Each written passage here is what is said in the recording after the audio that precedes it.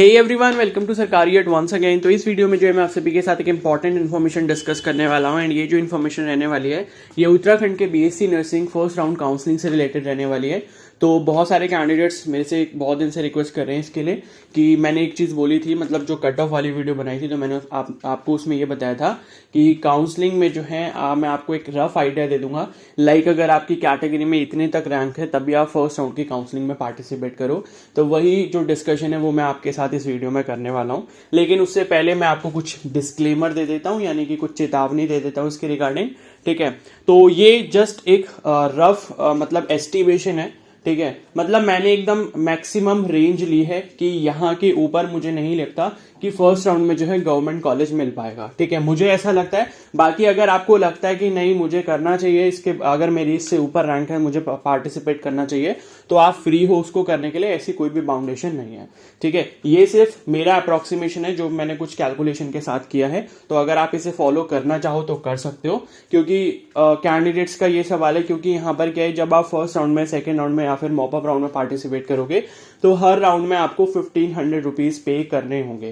ठीक है, मतलब आपको सीट मिले या ना मिले, आपको हर राउंड में 1500 रुपए देने ही होंगे। प्रीवियस ईयर का ये रूल था। अब इस साल क्या पता कुछ चेंजेस आ जाए तो वो अलग बात है। ठीक है, लेकिन अभी हम प्रीवियस ईयर का ही सब एज्यूम करके चल रहे हैं कि प्रीवियस ईयर की तरह ही सब कुछ अगर रहता है तो हर राउंड में जो आपको 1500 रुपीज देने पड़ेंगे। ठीक है, और एक चीज मैं बता दूं कि एक फिर से र्यूमर फैलने लग गया है, लाइक वो 50 मार्क्स से ऊपर वालों की काउंसलिंग फर्स्ट राउंड में होगी, 50 से नीचे वालों की सेकंड राउंड में होगी। तो ऐसा कुछ भी नहीं है। कुछ चैनल पे देखा मैंने, वो कुछ लोग बता रहे हैं। ठीक है, वो एक मतलब कॉलेज के स्टूडेंट्स हैं, तो मे बी उनको थोड़ा सा डाउट हो इस चीज में, क्योंकि प्रीवियस ईयर ऐसा हुआ था कि 50 से अबव वालों की काउंसलिंग हुई थी। ठीक है, लेकिन वो 50 मार्क्स थे। लेकिन मैंने आपको ऑलरेडी इस बार बता दिया कि इस बार भाई जो क्राइटेरिया है वो 50 परसेंटाइल का है। एंड परसेंटाइल एंड परसेंटेज दोनों बहुत अलग अलग चीजें हैं। ठीक है, तो इसको आपको समझना होगा। मैं ऑलरेडी कई बार समझा चुका हूं कि परसेंटाइल का क्या क्राइटेरिया है और परसेंटेज में क्या होता है। तो इस बार जो क्राइटेरिया है वो 50 परसेंटाइल का है। तो ऐसा नहीं है कि 50 मार्क्स अगर आपके कम है तो आप पार्टिसिपेट नहीं कर सकते। ठीक है, तो ऐसा कुछ भी नहीं है, पार्टिसिपेट कर सकते हो। जो आपका रिजल्ट का पीडीएफ आया है उसमें अगर आपके रिजल्ट के आगे क्वालिफाइड लिखा है, means you are eligible for counselling.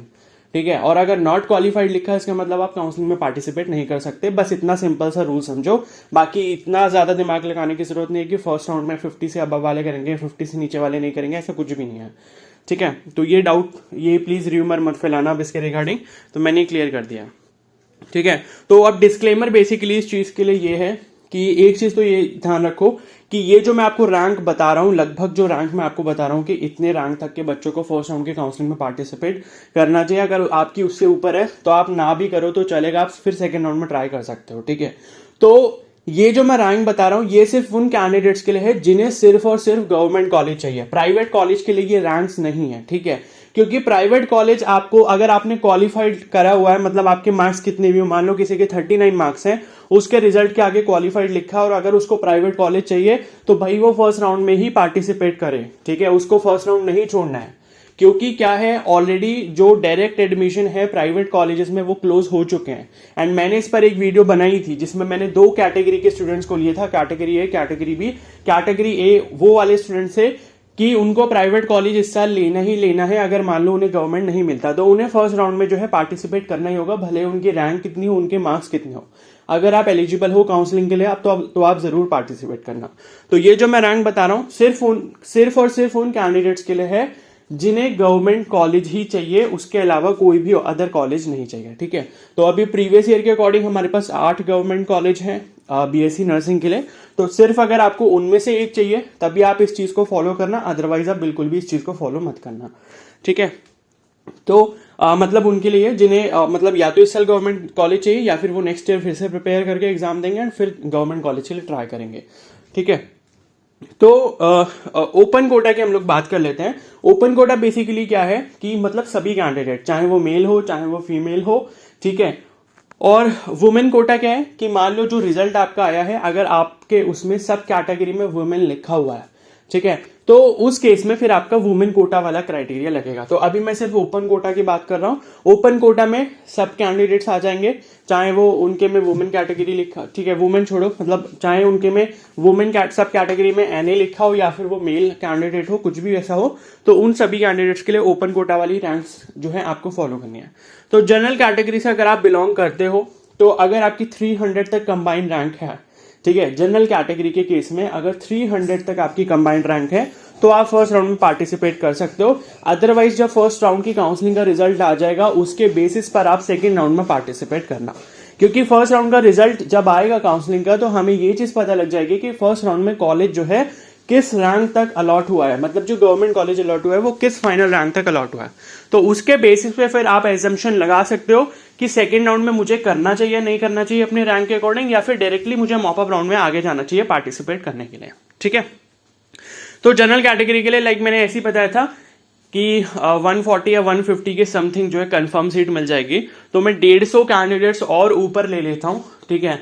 अब 150 कैंडिडेट्स ऊपर लेने का मतलब ये है कि अगर मान लो बहुत सारे बच्चे बीच में से अपनी काउंसलिंग को छोड़ते हैं या नहीं करवाते, तो उस केस में 300 रैंक तक मुझे लगता है कि कॉलेज मिल सकता है, ठीक है। बाकी देखो क्या है, यहाँ पर कुछ और भी चीजें होती हैं, लाइक मान लो किसी कैंडिडेट ने सिर्फ 2 ही कॉलेज चूज करे, जैसे कि हल्द्वानी और देहरादून, बाकी उसको 6 कॉलेजेस में कोई इंटरेस्ट ही नहीं है, ठीक है।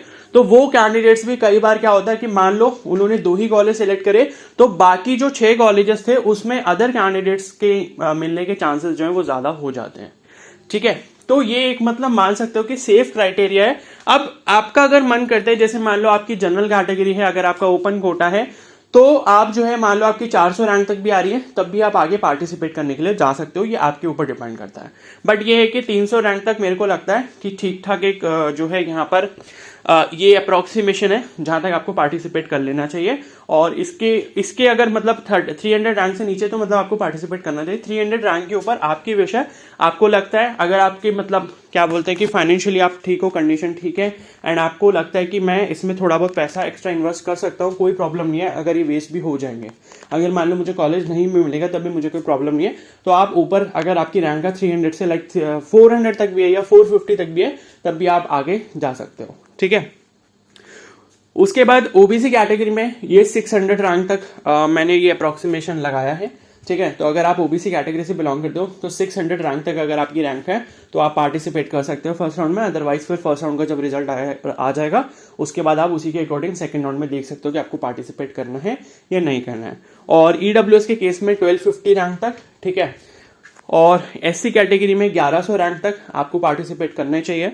और एसटी कैटेगरी में जो है 1400 रैंक तक अगर आपकी रैंक आई है, ठीक है, मतलब 1400 के अंदर है, तो आपको जो है यहाँ पर पार्टिसिपेट कर लेना चाहिए। बाकी उससे ऊपर आपकी विश है, आप करना चाहो तो कर सकते हो, अदरवाइज कोई प्रॉब्लम नहीं है, ठीक है।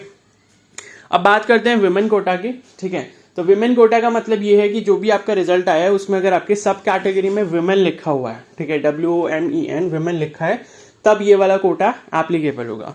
तो जनरल कैटेगरी के लिए लाइक मैंने 400 यहाँ पर रैंक लिए, बट ये है कि 500 तक भी है आपकी, तो आप पार्टिसिपेट कर लेना, ऐसा मैं बोल रहा हूँ, ठीक है। क्योंकि बहुत सारी चीजें होती हैं, बहुत सारे कैंडिडेट्स ऐसे भी होंगे जो सिर्फ एक चॉइस फिल करेंगे, 2 चॉइस फिल करेंगे, वो सभी चॉइसेस फिल नहीं करते, तो जिस वजह से उनकी जो सीट उनको मिलनी होती है वो भी दूसरे कैंडिडेट्स को मिल सकती है, ठीक है। तो जनरल कैटेगरी में 500 या 550 तक कर सकते हो, उसके ऊपर मेरे को नहीं लगता कि आपको करना चाहिए, बट फिर यही है कि आपकी विश है, वो आपको अगर लगता है कि करना चाहिए तो आप कर सकते हो, ठीक है।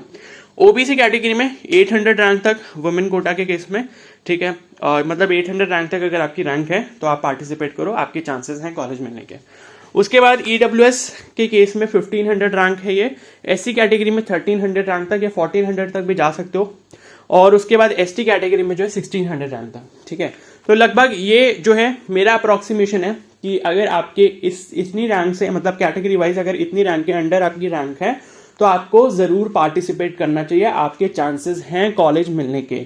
इससे ऊपर आपकी विश है, आप चाहो तो कर सकते हो, आप ना चाहो तो थोड़ा सा मतलब यहाँ पर पॉज ले सकते हो, और फिर उसके बाद जब फर्स्ट राउंड की काउंसलिंग का रिजल्ट आता है तो उसके बेसिस पर आप सेकेंड राउंड में पार्टिसिपेट कर सकते हो, ठीक है। तो यहां से आपको एक रफ आइडिया मिल जाएगा लाइक कि मेरे को पार्टिसिपेट करना चाहिए, मेरे को 1500 रुपीज अभी फर्स्ट राउंड में इन्वेस्ट करने चाहिए या नहीं करने चाहिए, ठीक है। तो बाकी जब फर्स्ट राउंड के काउंसलिंग का रिजल्ट आएगा तभी सब कुछ क्लियर होगा कि कहाँ तक कितनी कट ऑफ रैंक आई है, वो मैं आपको बताऊंगा। एंड उसके बेसिस पे फिर हम लोग देखेंगे कि सेकंड राउंड में किस किस कैंडिडेट को आगे जाना चाहिए पार्टिसिपेट करने के लिए। ठीक है, तो अब इस वीडियो को यहीं पर एंड करता हूँ। आई होप ये चीज क्लियर हो गई है। ठीक है, तो इससे नीचे नीचे अगर आपकी रैंक है, ये जनरल कैटेगरी में ऊपर 400 या 450 तक कर लेना, और ये वुमेन कोटा के केस में 500 550 तक कर लेना अगर जिसकी भी रैंक आ रही है। ठीक है, तो उसके चांसेस हो सकते हैं। क्लियर है। तो अगर वीडियो हेल्पफुल लगे तो प्लीज को जरूर लाइक कर देना, चैनल पर नए तो सब्सक्राइब कर लो एंड बेल आइकन को प्रेस कर लो। अभी काउंसलिंग जल्दी से स्टार्ट होने वाली है एंड जैसे कोई भी नोटिफिकेशन आएगा मैं आपको इन्फॉर्म कर दूंगा। और कोई डाउट हो तो मेरे को कमेंट सेक्शन में बता लेना। ठीक है, so thank you and have a nice day.